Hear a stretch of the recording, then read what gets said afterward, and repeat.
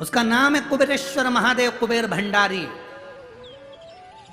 ठेला चलाने वाला व्यक्ति भी, भीख मांगने वाला व्यक्ति भी उसके दरवाजे पर प्रदोष या शिवरात्रि हर महीने आती है, या सोमवार की अष्टमी या सोमवार को जाकर उसकी प्रदोष की आरती का, शाम की आरती का 5 बार दर्शन कर ले, मेरा बाबा उसकी झोलियां भर कर ही भेजता है। वो कुबेर भंडारी।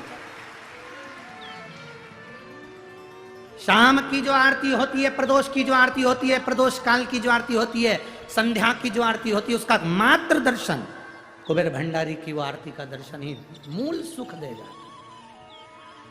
उसको कुबेर भंडारी।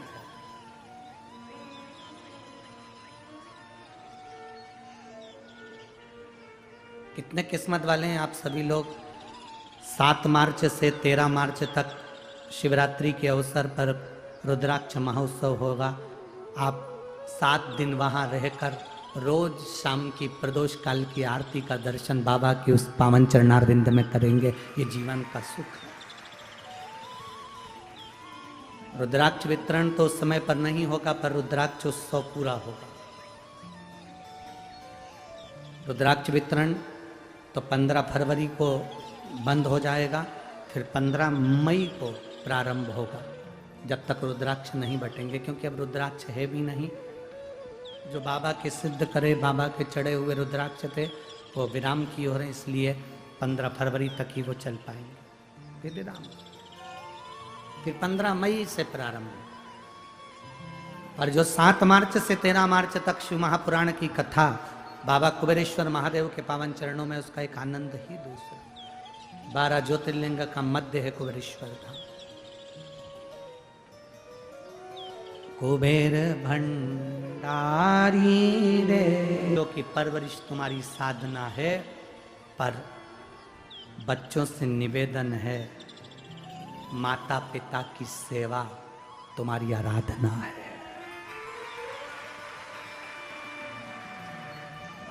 बच्चों की परवरिश साधना है। माता पिता बच्चों की परवरिश कर रहे हैं, मतलब साधना कर रहे हैं। स्कूल नहीं, मायके नहीं जाती, शादी में नहीं जाती, कहीं नहीं जाती, अपने बच्चों को पढ़ाने में लगी हुई है। अपने बच्चे के लिए बाप कमा कमा कर लाते जाता है, ये उसकी साधना है। पर बच्चों का नियम है कि बच्चे अपने माता पिता की सेवा करें, तो भगवान से भी बड़ी आराधना माता पिता की सेवा है, परमात्मा से। ये आराधना है हमारी।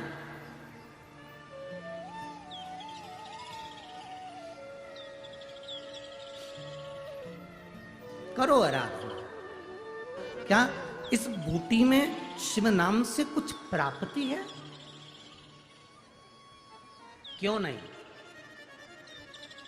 एक दवा भी अगर आप डॉक्टर की खाते हैं, शंकर का नाम लेकर खाइए। जांच कराओ, डॉक्टर को जरूर दिखाओ। हम पहले भी अपनी कथा में बोल चुके हैं, डॉक्टर शंकर का एक रूप होता है और उससे इलाज जरूर करवाना चाहिए। आपके शरीर में कष्ट है, वो जांच का बोलता है, जांच कराओ, वो दवाई देता है, आप दवाई खाओ। और दवाई के साथ में शिव पर भरोसा भी करो, शिव पर विश्वास भी, उसका फल मिलता है, मिलेगा। बोले देव, किसी ने कहा था कि कथा के पंडाल में बैठकर कथा सुनने से रोग का निवारण होता है। कभी विश्वास नहीं था कि कथा बैठकर सुनने से बीमारी चली जाती है क्या? पर किसी के कहने पर पहली बार मालेगांव की कथा में मैं पहुंच गई। विश्वास नहीं होता गुरुदेव, ना मेरे बच्चे भरोसा करते हैं कि ऐसा हो सकता है क्या कि कथा के पंडाल में बैठकर कथा सुनो और लोगों के शुगर, बीपी और बीमारियां ठीक हो जाए। ये कभी नहीं हो सकता। मैंने भी प्रैक्टिकल करा। मेरे बच्चों से कहा कि मेरे को मालेगांव जाना है, वहाँ कुबेरेश्वर धाम का महाराज जी आए हैं, वो कथा कर रहे हैं। उनकी कथा में जो पहुँचता है तो रोग निवारण होता है, तो मुझे भी रोग निवारण के लिए पहुँचना। माँ, तेरे शरीर में इतना सारा रोग है, तो नीचे बैठ नहीं सकेगी, तेरे पाँव में छाले रहते हैं, शरीर में छाले रहते हैं और पूरा शरीर तेरा बेकार हो जाता है। 5 साल से तू परेशान है, क्या करेगी जाकर? मुझे छोड़ कर आओ। मालेगांव में मुझे छोड़ कर गए।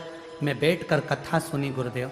मात्र 2 दिन की कथा मैंने मालेगांव की सुनी और बाबा से विनती करी, आज मैं बाबा को नमन करने आई हूँ। जो 5 साल की बीमारी थी, मेरे बाबा ने धीरे धीरे मेरे रोग को समाप्त कर दिया और मैं ठीक हो गई हूँ। मैं बाबा को प्रणाम करने आई हूँ। ये मेरा जब शरीर में रोग था उसका फोटो है। और दूसरा, बोले भंडारी रे